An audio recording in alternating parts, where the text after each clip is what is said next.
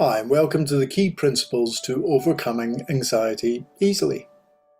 Overcoming anxiety can seem to be incredibly difficult when there are so many different categories of anxiety. And the way most old school therapies go about overcoming anxiety is by dealing with them according to type. But it isn't the type of anxiety that we really should be focusing our attention on. How we go about getting rid of anxiety should be all about you. How to overcome anxiety attacks effectively should be designed around how you do it. People have different interpretations of their experiences, no matter what those experiences are. Let's face it, what's exciting and delightful to me will be different to what's exciting and delightful to you. And the same holds true for anxiety. Your flavour of anxiety and exactly how you do anxiety is unique to you. Our society and people in general all too often get hung up on the label that they get diagnosed with. And they then tend to actualise and experience the predicted behaviours associated to that label. There are 7 main high-chunk labels for anxiety, which I've listed in this video. And if you do feel the need to read more detail around them, though I'm sure you already have your beliefs as to what they are and how they may be affecting you, then you can simply by clicking on each individual one below, which will take you to a dedicated page that will go more in depth for you. So first of all, we have social anxiety disorder, or SAD for short.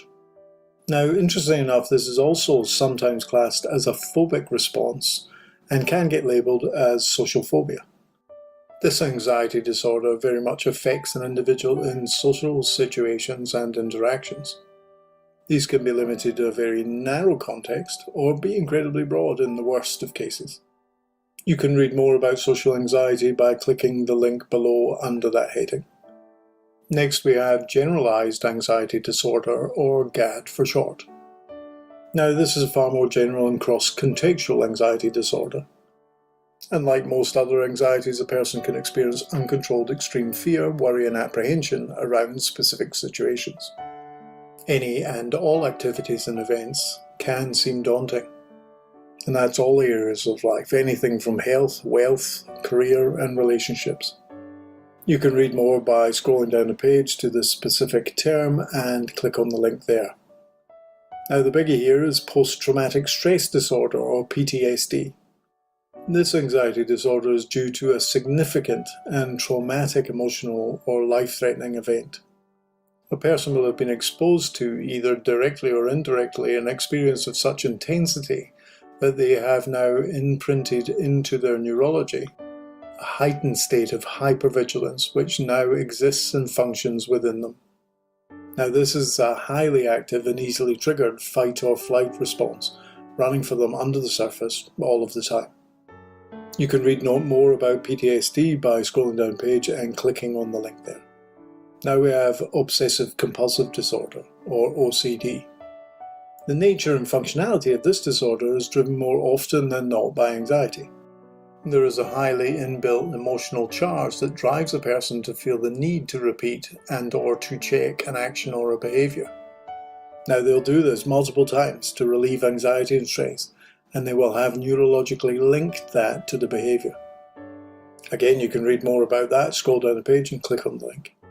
Separation anxiety. Now this is an excessive or irrational stress and anxiety related to being separated. This is created in an individual when they're faced with having to spend time away from an associated place of safety, security or comfort.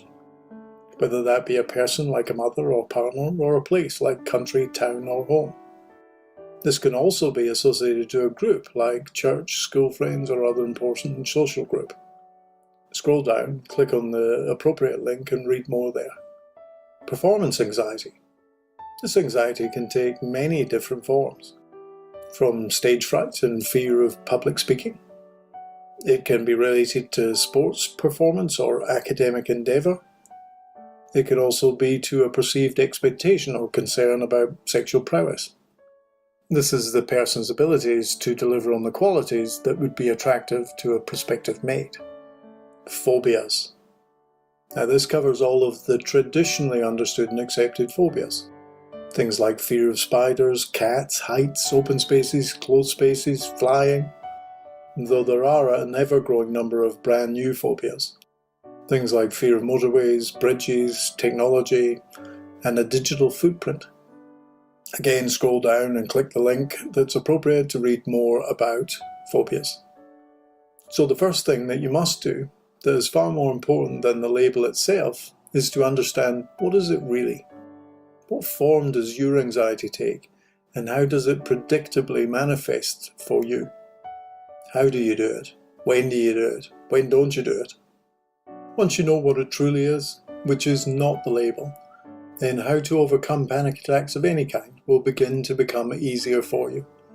Sign up for my free introduction to find out more.